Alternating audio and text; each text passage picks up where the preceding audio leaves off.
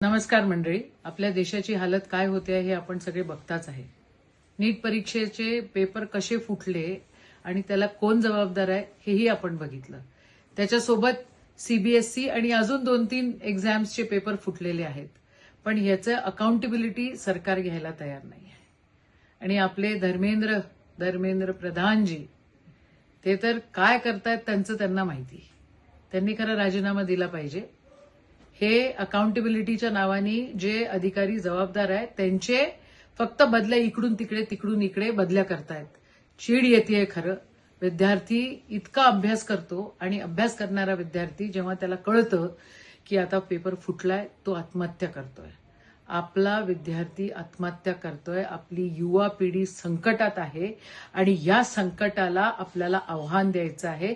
हे आव्हान देण्यासाठी एनएसयूआयचे राष्ट्रीय अध्यक्ष विनोद जाखडजी अमरावतीमध्ये येत आहेत. माझी आपल्याला सगळ्यांना विनंती आहे की 5 तारखेला संध्याकाळी 5 वाजता आपण डॉक्टर बाबासाहेब आंबेडकर चौकामध्ये, इरविन चौकामध्ये त्या ठिकाणी उपस्थित राहावे आणि नीट आणि सीबीएसई पेपर फुटीच्या विरोधात त्या ठिकाणी सरकारला जबाब विचारावा. जय हिंद, जय काँग्रेस.